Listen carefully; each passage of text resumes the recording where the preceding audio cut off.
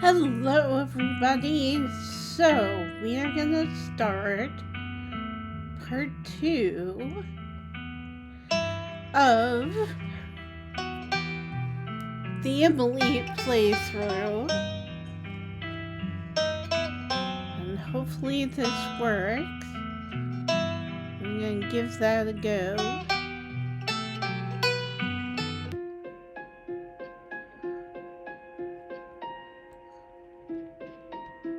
Can continue. Ooh, law-abiding citizen. Make it to the farms. As you make your way along the sunlit dirt road, you feel it. It's tingling at the back of your skull, an urgency, almost like a hand pressing you gently forward, with the threat that might become more forceful if you don't cry. Like so much crying that can only stop if you tend to it. You pick up the pace. You lose track of time, your attention glued to each step, your mind ceding control to your feet. They know exactly where you need to be. And so the trance goes until it's halted by the unlikely sight of a familiar figure on the path ahead. Good, you found your way. I knew you would eventually.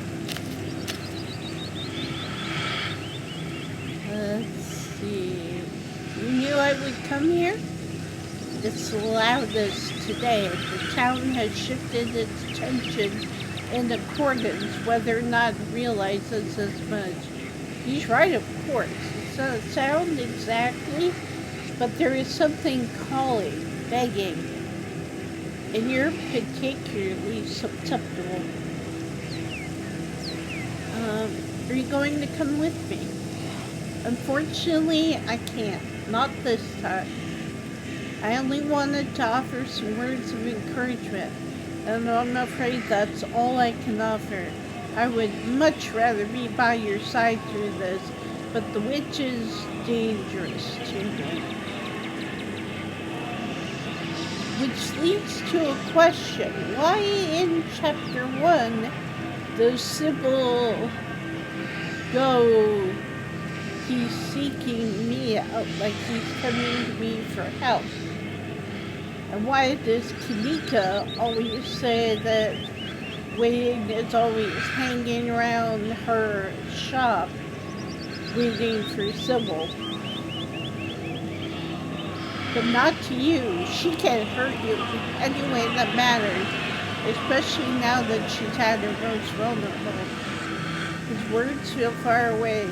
The not sound in your mind, the call of the thing at the farms, is louder. It needs you to keep walking. Just be careful of the farmer. He places a guiding hand on your back, urging you forward. And that's all it takes. Your feet are moving almost on their own. You've been set on your course. The trees part, the woods thinning and giving way to messy patches of scraggly end-of-season garden vegetables seated in between a pair of farmhouses on opposite hills. And see, what I didn't realize until this came out, the Callaways and Tremaines live on the same land. Like, I thought they were on opposite sides of the land, but apparently they're like right next to each other. Not that the details are important. Your destination is further of the two structures. Irma, what's going on? I got a page from the sheriff and nobody's here. Where are the cops? I called them on account of Bo went missing, and Duke says last he heard Bo wanted to go give Julius a piece of his mind. Once they got here, they went in with Duke, giving him the sheriff and that white deputy, the one with the sunglasses. But then something happened, and there was a gunshot and this awful howling. Weren't like no creature I ever heard. That's when the other deputy, the black one, he ran in and the door shut behind him. Nobody's come out since. So everyone's inside. Starting to get concerned. I'm running out of folks to call for help. Wait, is that Emily? What the hell is she doing here? You're aware that this is a crime scene, right? And that the cops are all missing?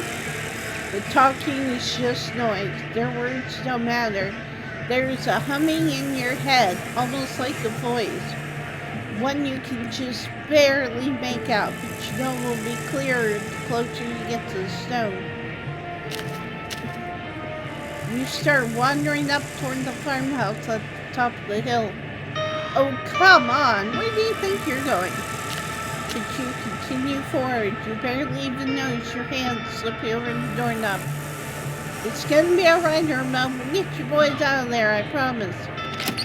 And now you're inside. Sheriff Hugby dangles in the middle of the room. An axe attached to some strange mechanism in the ceiling is embedded in his face, holding up his corpse in imitation of life. So in this one, Duke is still alive. We managed to save both of them because we have powerful will. Jesus. Don't move, Doc. This place is a damn death trap. Passed by, you can see a giant pumpkin through the door to the garage. Cracked open, its guts strewn across the floor. Seeds dotted across the hardwood like a trail of breadcrumbs leading to the basement stairs. So that's Big Betty, I'm assuming. What the hell is going on here? Damn it, Derrickson, we don't need all these bodies to look out for. Franklin already nearly got himself shot. Dude, come on, if you could refrain from any further interference in police activities. Well, by interference, you might have had 2 dead officers to deal with. Now, if you'll excuse me. Franklin, how's Bo? You got eyes on him? The officer's voice calls up from behind the wall of roots blocking the basement door. Yeah, he's breathing. We're trying to help. Avery's down there. Is that Diner Kid? I should know. You and Juliet's been conspiring, haven't you? What you do to my boy? Everybody shut up. Damn it, there's no signal in here. I'm going to step outside. No one else had better die while I'm gone. The doctor pulls at the door, but we have a fibrous tendril that's held it shut. It would seem that the same forces that let you in refuse to let anyone leave. Are we stuck here? What the hell are we supposed to do now? But you already know what to do. Approach the basement. You're vaguely aware that Officer Derrickson is trying to stop you, but he's too nervous to take a step. You reach the basement door and start to claw at the weird fleshy vines blocking your way. They're strong, but they relent under your touch, welcoming you down below. What the hell? So you tried to undermine me, witch. I should have known you'd try to find a way around the rules. You trapped the town. This isn't what any of us wanted. You should nullify the deal before this gets any worse. It's just unhappy. I didn't think something like that would be so opinionated. But I have a plan to placate it. If it wants a less broken body, it can have one. Then we'll see if it still feels shit enough to hold the grudge. It's not too late, Enoch. You can let Hetty have the baby. And your family can go back to normal, happy and unburdened. I'll clean everything up. It'll be like nothing ever happened. I'll even leave town. Manipulative hag, that's what you wanted all along, wasn't it? This whole ordeal was just an opportunity for you to have access to it. Why no better than to hand an ounce of power over to you, Verena? Hey! You're not dead, are you?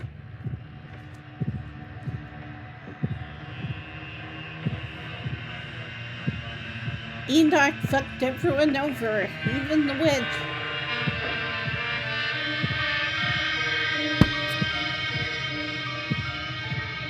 The witch, Sybil?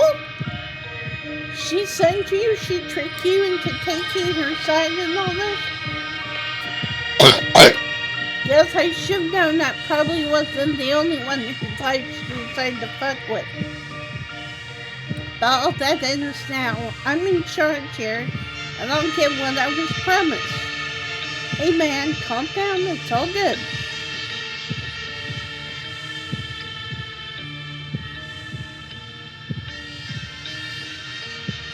And like, what is that? So it seems like Julius did steal Big Betty. And he burned that. Your vision finally focuses and your mind is once again your own. Avery watches you furtively from across the room. The man, Avery watches you furtively from across the room. The man, Julius, holds a gun in a silent threat. Franklin sits hunched in the corner, his expression icy and unreadable behind his sunglasses. In the corner is Bo. Something is attached to him. The source of the awful noise. It surges with pain and inhalations. Bo is still breathing, but he doesn't look well. You must have hit your head when you fell down the stairs. This can't be real. Bo's the largest man you've ever seen. How did this happen to him? Emily, we can't get to you. The door's sealed shut. Even as she yells to you, her voice is faint, barely audible behind the now thickened roots of vines that block your escape.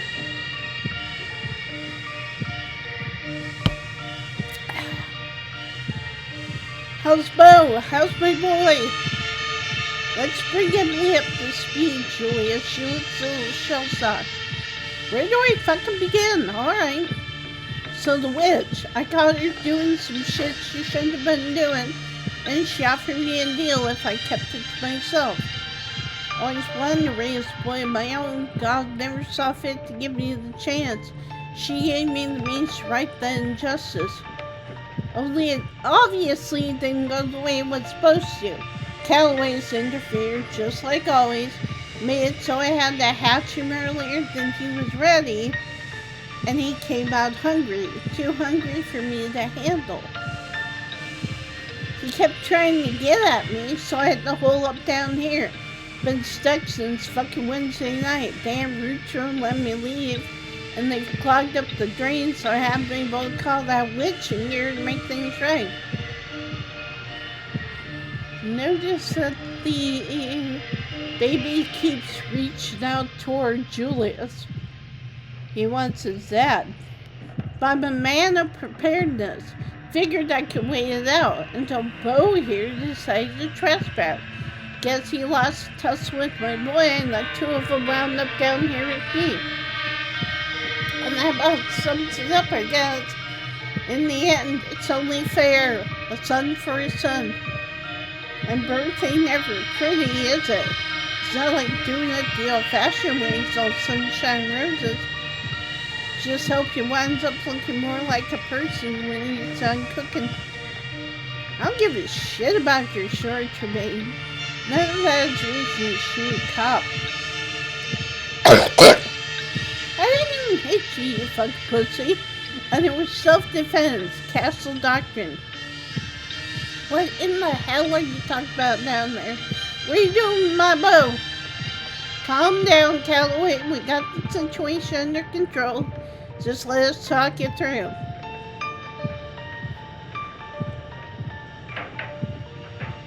How did Bo lose the tussle against that thing?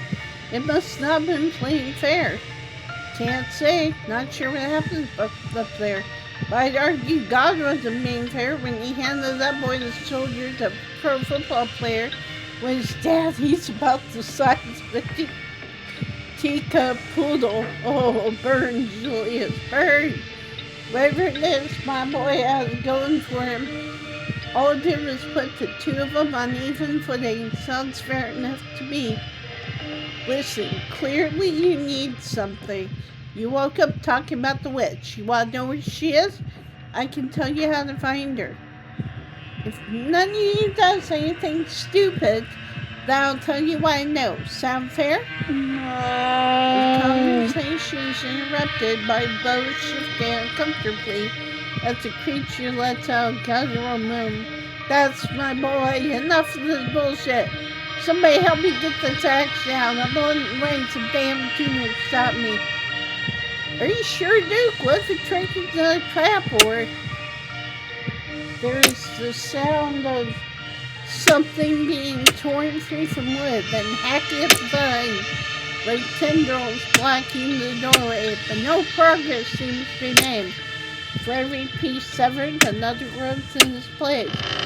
Keen-eyed, though Bryce as if he can feel it, his face twisting in pain, and in mirror to his suffering, the house groans angrily as the meat nestled between its walls constrict. That thing threatened is tightening its squeeze. Duke needs to stop if he doesn't want his son to die very soon. You want to bring the damn house down, Duke? A string of desperate curses from upstairs, but the axe doesn't stop swinging. Though it squirms with discomfort, the baby seems to be digging deeper. Duke, if he wants to save Bo, you have to stop swinging that axe. It's killing him. Shit, God. The frenetic hacking stopped. You got 5 minutes, Emily, you hear? Okay, so we can destroy the baby, but if you notice, the baby is reaching for his dad. And if we pick the right things, hang on guys, I'm looking for a cough drop. If we pick the right things to say,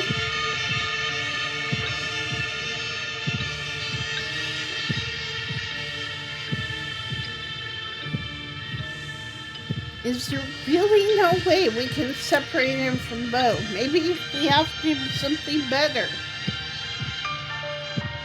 This ain't a debate. Shut up or I'll shut your mouth for you. I don't know, Julius. I still think there's something we're missing. If Emily thinks so too, maybe it's worth talking about again. That's why I'm here in the first place, right? To come up with some other solution? And you and I already decided this was best. That discussion was had and done with before anybody else even showed up. We need to move the situation.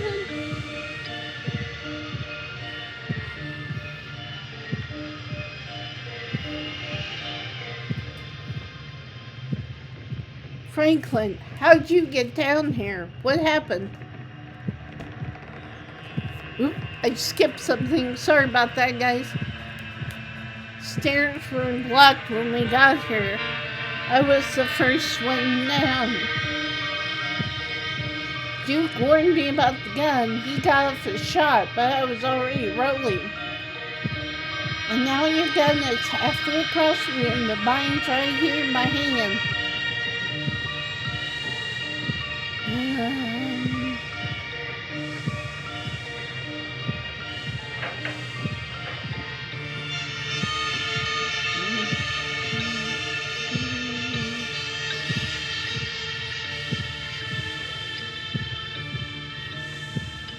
What is that thing doing to Bo?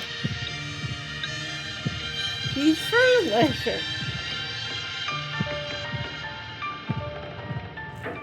He's a person.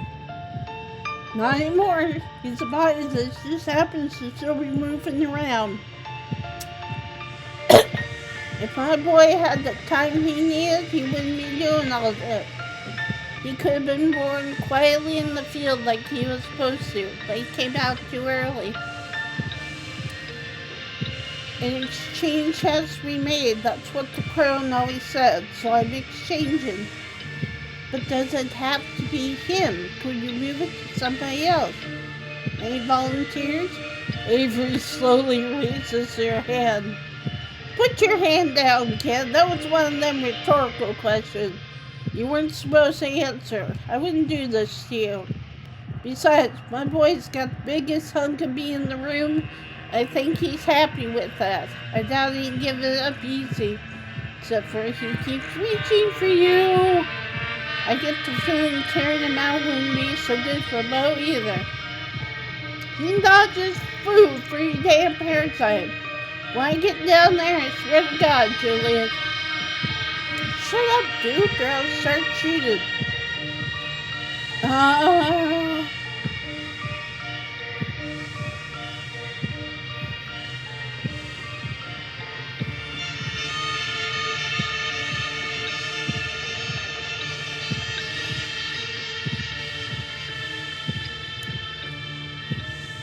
Should I say this?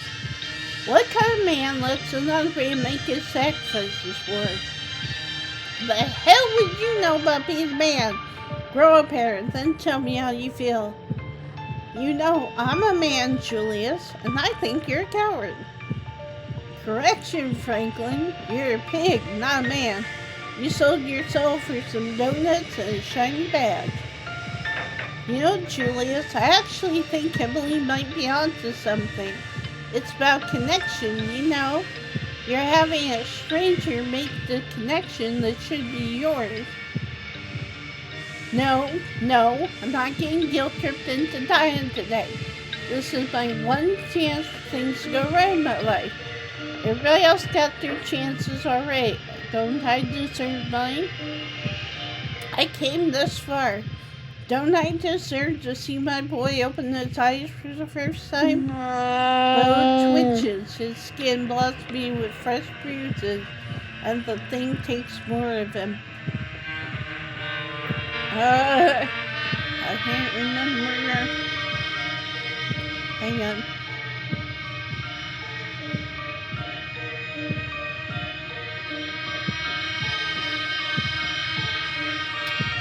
Have you thought about what happens after this, Julius? The sheriff's dead. I should have disarmed that trap. I knew it. I just didn't think anyone else would be coming. Don't blame yourself, kid. The sheriff knew better. That's why none of these boys ever come around here. They know they got their match. And to answer that thinly veiled threat of yours, I can't say I give much of a shit. Right now, in this moment, I'm here, and my boy is here, and we've got a happy little family. You're gonna be tried for murder, Tremaine. But Julius doesn't answer. He just watches in silence as the shovel creature continues to slowly kill Bo.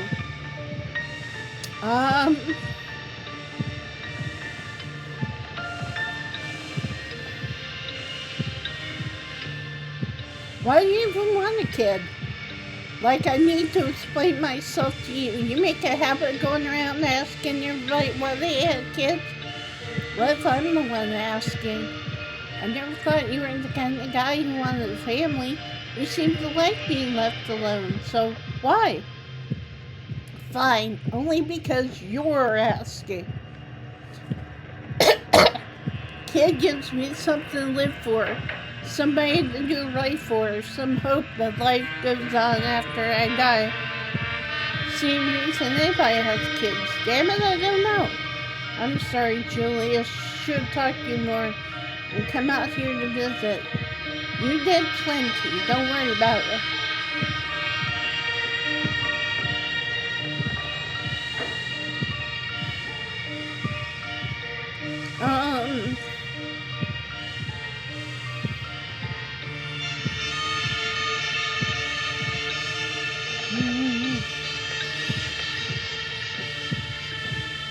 How do you know they'll stop with Bo? It sounds like it was hunting you when I found him before I found him. What happens when he gets hungry again? I don't appreciate you trying to pick all this apart. Just sit there and stay quiet, and we won't have trouble. Got it? I won't have time to go after you, Julius. You'll be in handcuffs as soon as I get the chance. Says the man who is not currently holding a gun. I'm the authority now. Best you act like it. The things in their bowskin ship were writhing in imitation of clenching muscle.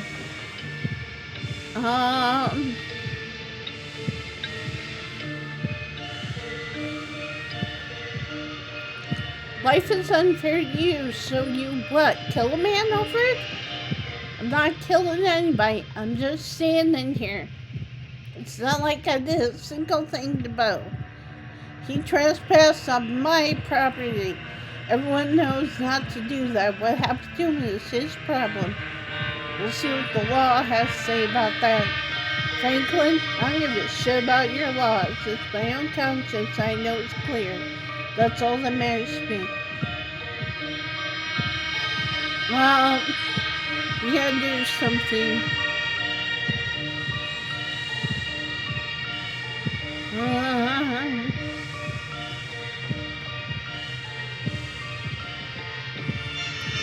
Okay. Let's see this.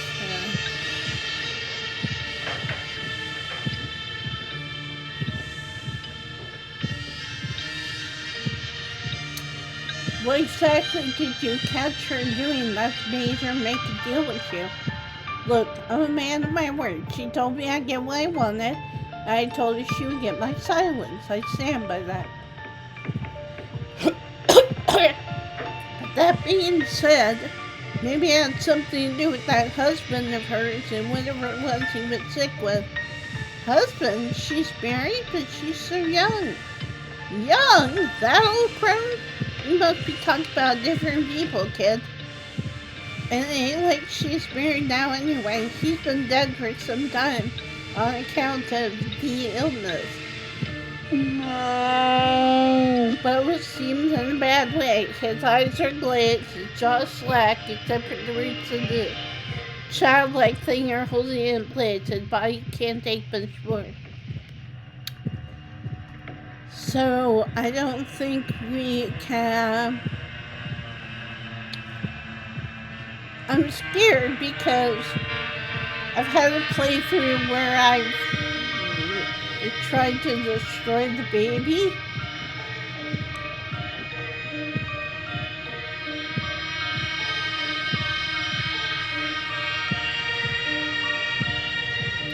Maybe if we let Dr. Kelly in here, she can help. We might save Bo while killing your son thing.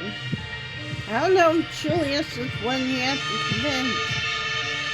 The baby is pretty freaked out right now. It's been getting worse since everybody started coming in. It's trying to protect itself. That's right, my boy's got excellent instinct for self-preservation. So unless he decides to let her come down here, we best let it be. Julius, dude, you gotta do something. Bo's in a lot of pain. This can't be what was supposed to happen.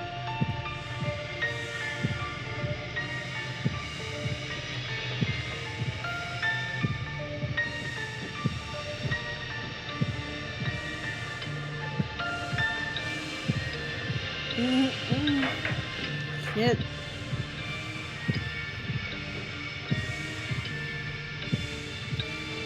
Did the witch tell you how to take care of this thing once it's done?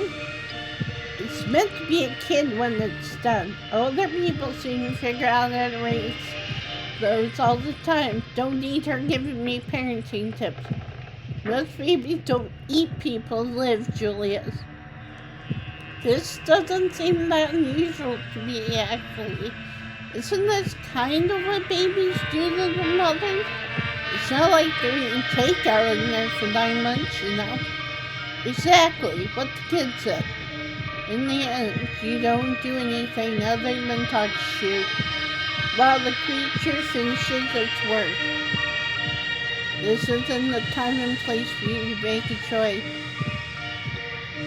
Even if that wasn't the case, it's too late to make any other choice now other than continued inaction. Because we can choose to kill the baby, but there's a way of saving everybody. You watch as the thing slowly solidifies, its breath for covenant as bows grow shallow. I can't just let this happen. The officer dives forward, reaching for his gun. Don't you try it. Julius, come on, man, put the gun down. You got what you wanted, alright?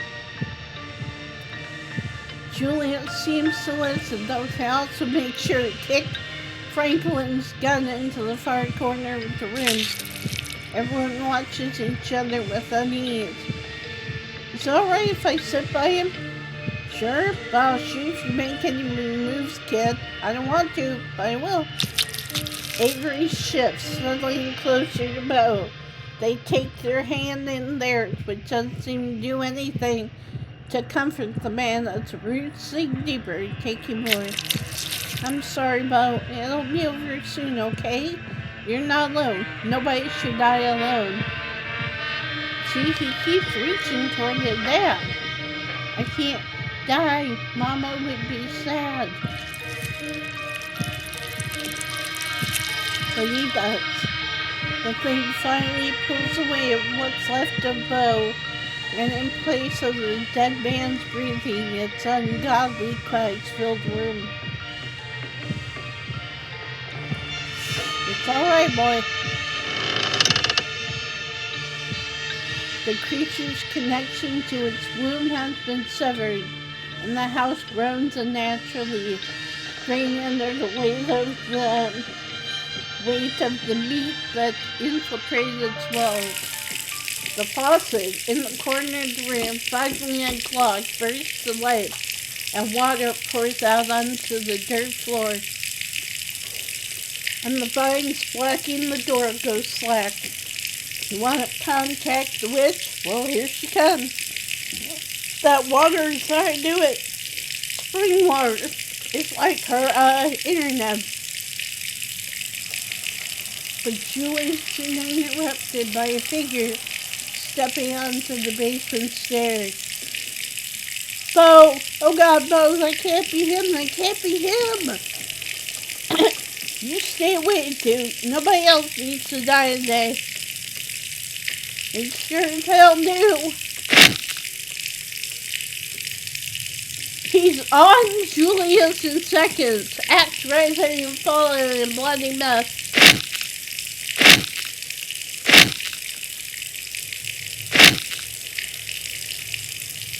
He keeps going and going, and nobody stops him.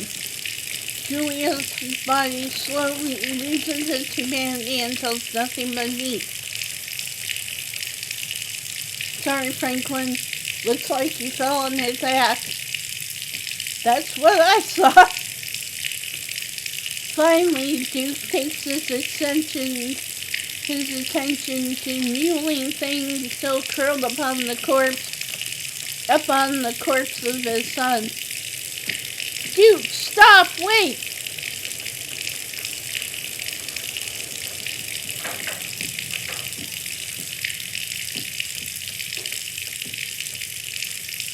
Duke, that's all that's left of Bo. Don't kill it. Let its sacrifice mean something. Listen, Emily. It's gotta stop somewhere. Didn't you get enough revenge already? Your hands are wet. The water is spreading, cooling around you, making the floor slippery with mud. What the hell would you know? I might just keep getting revenge all day if I feel like it. My son was just hurt bad by that thing. I'll be doing the world a favor by taking out something that does that to live. The water is suddenly much higher. It rises up past your ankles. I'm gonna kill that thing. Then I'm gonna get both proper medical help. I'll take him over to the next county if I have to. Ouch! Don't insult Dr. Kelly. But it's like everyone else in the room is in a different world, arguing while the water rises around them as if they don't even see it.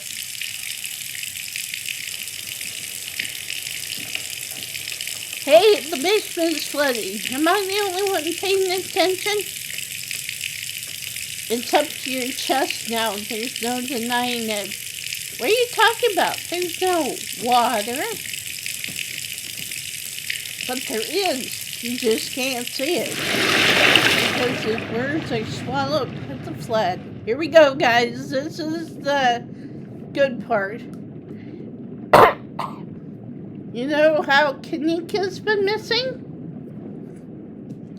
You feel like you're choking. There's water in your lungs, or there should be. Your ears are filled with the sound of a rushing current.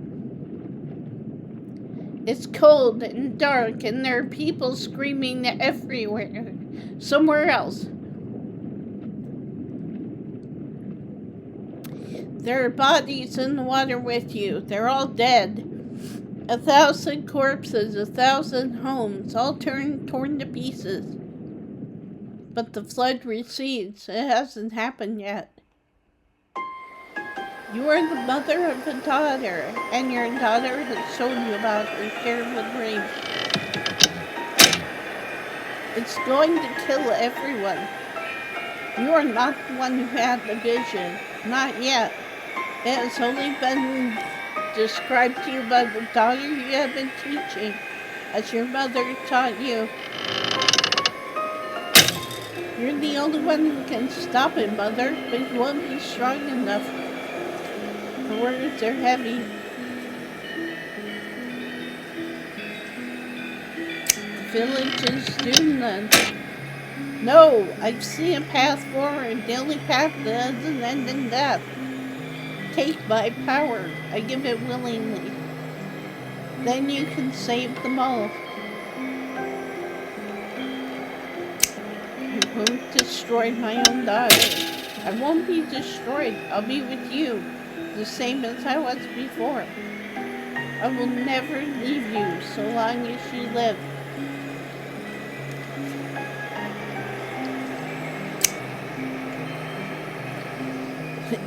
You accept your daughter's decision. She is not the child she once was, and there is confidence in her that you have no choice but to respect.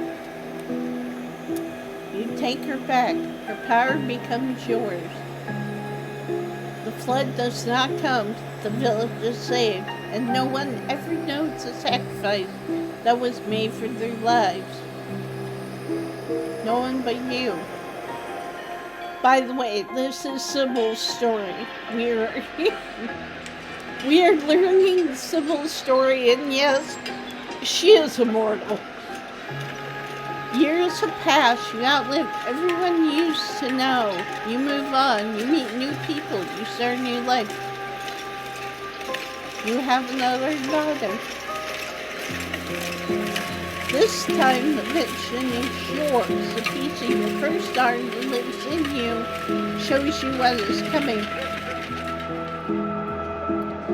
Rotting bodies in the street, the smell of sickness on the wind, church bells ringing for an endless parade of funerals, an entire city whose gates will never reopen. Everyone inside the walls falling to the curse of plague. You are among their number. Your body no longer strong enough to heal even itself. You are not enough to stop it. Not as you are. There is another path, a narrow thread. If you were stronger, you could tug at it and unravel the tapestry of the future. Mother, what's wrong? Your daughter will never be as strong as you are, not after what you had to do. But she still carries in her some strength. Enough. Explain it to her. You tell her what's coming. You explain what she has to give up. What you both have to give up. You love your daughter after all. You will miss her as you miss your first daughter. She is angry. Even when you try to explain that she will be a part of you, that she won't die, she cries and cries and tries to run away from you. Fate is attempting to cut its loose thread.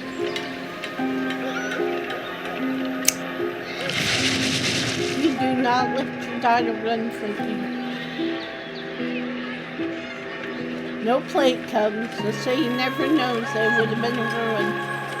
But there is an unhappiness in you. She doesn't understand what you took of her is angry, confused, restless. You will have to carry that with you. It's part of the burden of what you are. Though no one knows the depths of what you have done, over the years you have not escaped notice. You find yourself in the capital, in a place whose name has changed too many times to count. War is brewing. The eyes of those who hold faith in their hands are on you. Their lips sacks gain which threads to pull and which to cut. And the tapestry is once again revealed to you. The war rages and never stops raging, bleeding that spans generations.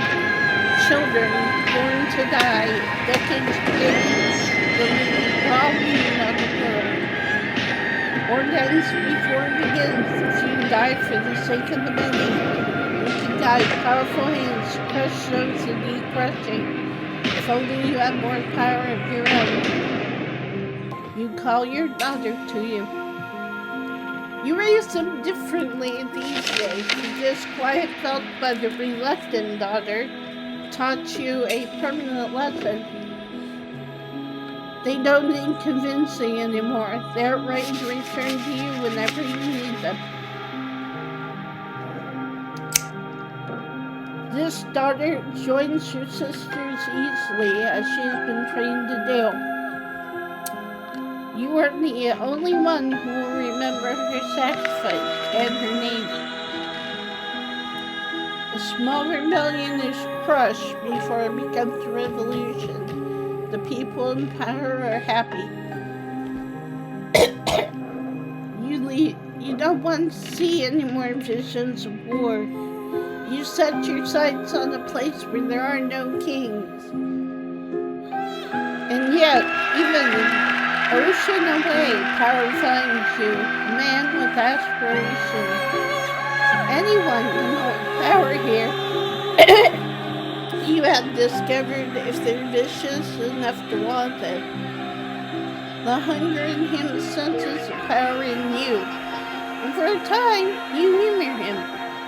You allow him to give you a life of comfort, you and your daughter. You don't see a future where he ever grows more powerful than you can manage. Not until the vision comes. A war like none the world has witnessed, a fledgling nation devoured and enough. A man who sits on a throne where none was meant to be, the world under his cruel fist bowing to its crushing weight. The very ocean stained red by his influence. He is already on his way. You realize too late. You have been too close to see it. Your choices have already narrowed. The war is coming whether you strike now or not. The loose thread sticking out from the mass of blood, with you too weak to grasp it.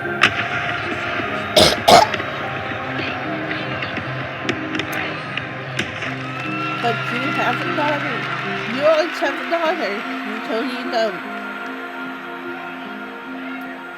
I like this one. It's time to rest. Aren't you tired? Of course you are. But the world needs you. You can't let it end like this. The part of you that is your first daughter can't let you. Take her path.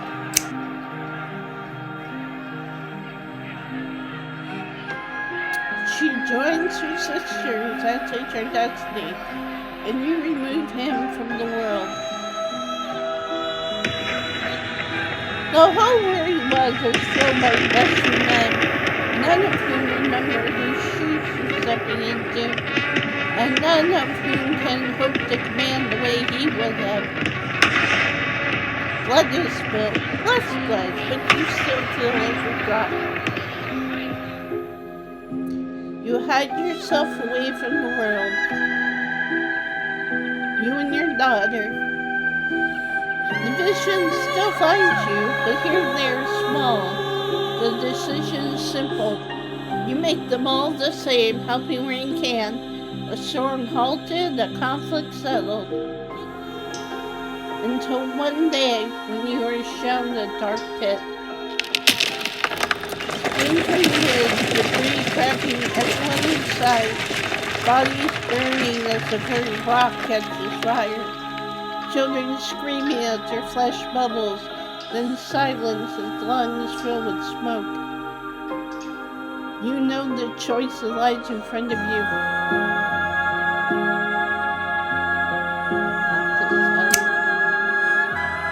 You take your daughter's hand and you look into the eyes. They're green like yours. You don't want to do it this time. You stare out over the hills together as a plume of smoke rises into the air, but you can't hear the screams from here. You assume you will die one day like anyone else. After all, you're long past due. Maybe you'll be lucky enough to know your grandchildren before you go. Then the man comes, and with him, a vision.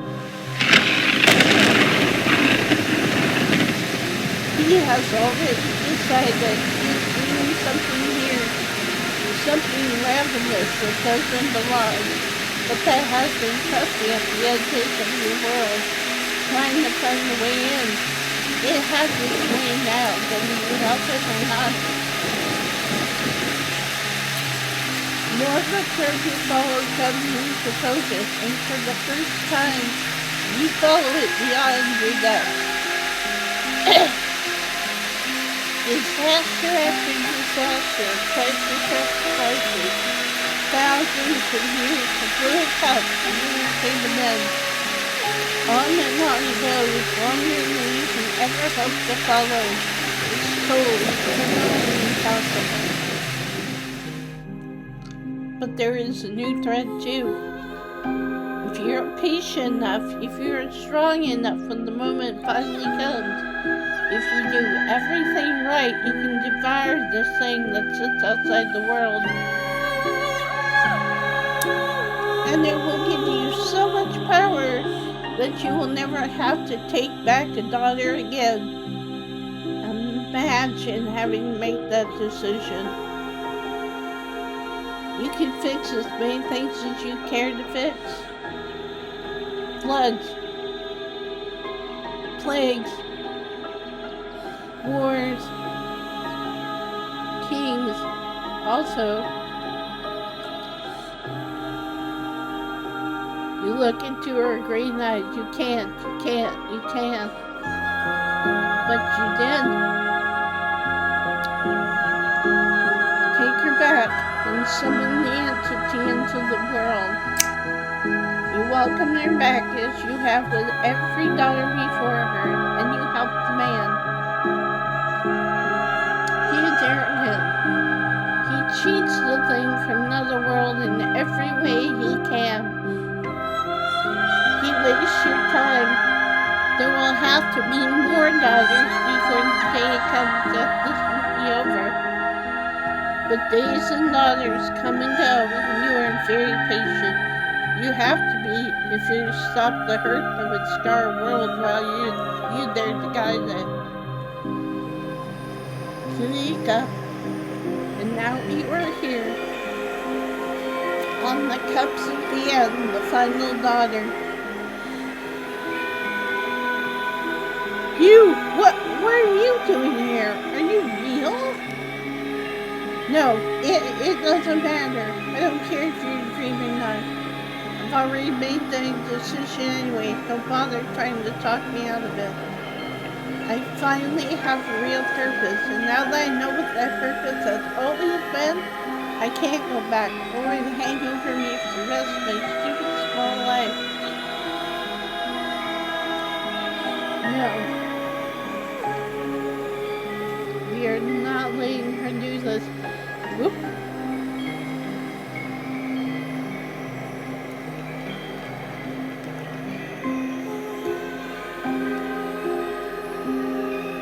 What decision? Did you not just go through that whole life sort of thing? Is that just me? Look, I'm going to do what I was born to do. I'm going to save lives, Emily. More than most people could in a lifetime. No.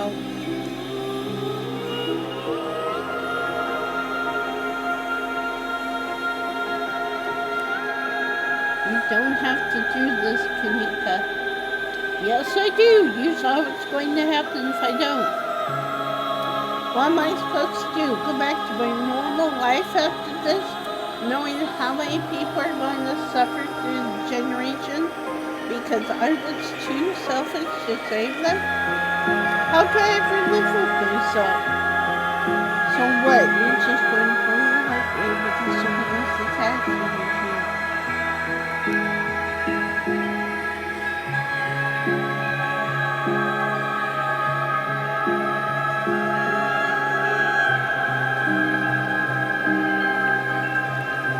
Same way any of us do. You're not solely responsible for the fate of the world, and neither is she.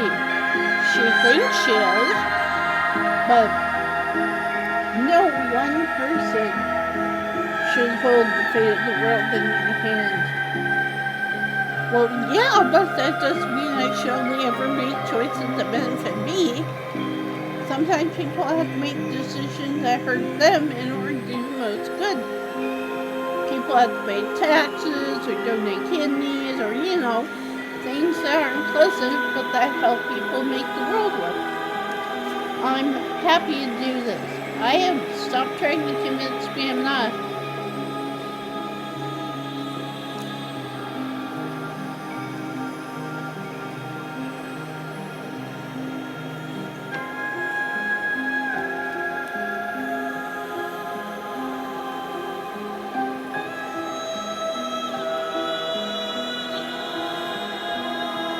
I want to say it this way. What if you have value outside what you do for other people? What if you deserve to live? Use all the manipulative wording you want. I know this is the only way my life is ever going to have any value. I'm a college dropout in a dead-end town, working a dead-end job, lying to myself that I'll get out any day, yet still pretending I'm better than other people. Just because I still see myself someone who got out, even though I'm as stuck as everybody else. No, I can't. Quiet there. There's no need to let Emily talk you in circles. You already know the right answer, remember? I don't know anymore. Emily, you have no idea the kind of danger you're putting yourself in by being here. You think you're doing the right thing, but all you're doing is doing countless lives. Starting with your Tabitha too. She carries a heavy burden, but she doesn't have to. Not anymore. You two can be the family you were always meant to be. Free from the sins of generations past. If you let me do what needs doing. So she does have a for the greater good reasoning. Kanika can't save you on her own, but I can. I'm only able to tell you so much. If I tried to show you what I could, I'd hoped you would be able to trust me by now, for your sake. This is the only way your story gets a happy ending. And again, just like Wayne, just like Tabitha, it's like, trust me, and you get what you want.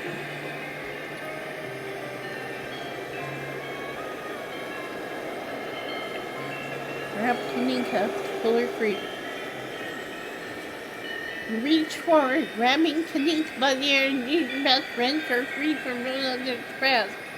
She's all but given up, her lips grip in your grasp. Her eyes given resign. Oh, this is not a...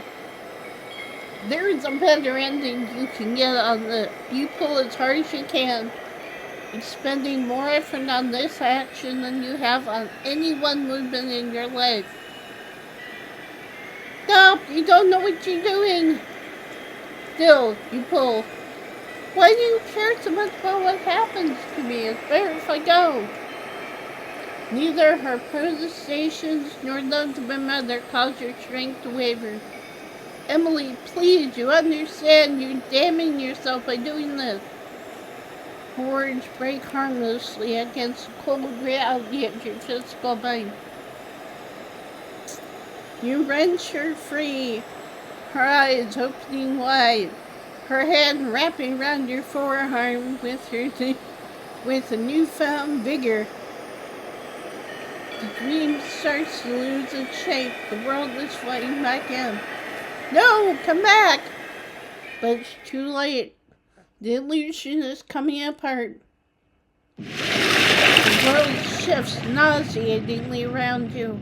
You feel like you're being buoyed upward, ascending rapidly, reality rushing to meet you until finally you surface.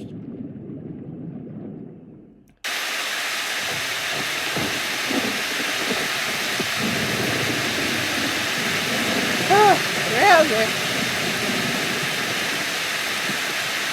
You're outside. It's raining. You have no idea where you are.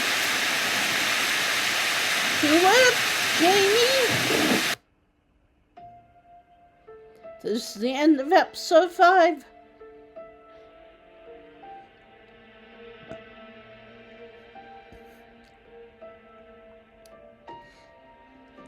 Yes. You save a game.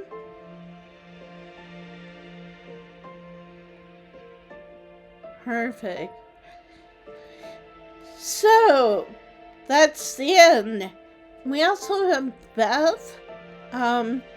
But we need to do both parts of that, I think. So,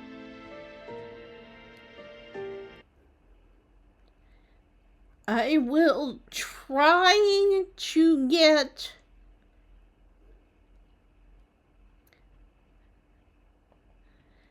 that done. Might not be until next week. I mean, it's only Wednesday, but maybe not until next week. I'm not entirely sure, but either way.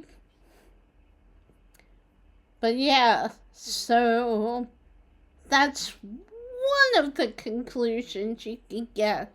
Like I said, there are multiple branching paths in this game, even in just this episode. Like, you can break Nika free, you can get her to reach out to you, you can get, say Bo, you can, cause people to be killed.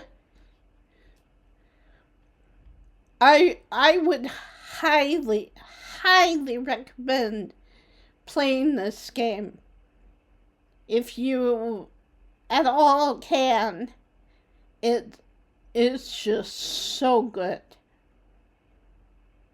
And like I said, the paths are so branching. It truly reminds me of a Choose Your Own Adventure book. But yeah, so I will get this uploaded probably tomorrow, I'm guessing. Hopefully this works. Anyway, I will let you guys know if for some reason it does work, for some reason the video doesn't want to be saved or uploaded or anything. But in the meantime, expect this tomorrow, which will be Thursday. And yeah, I hope you guys enjoyed. It's really a good game.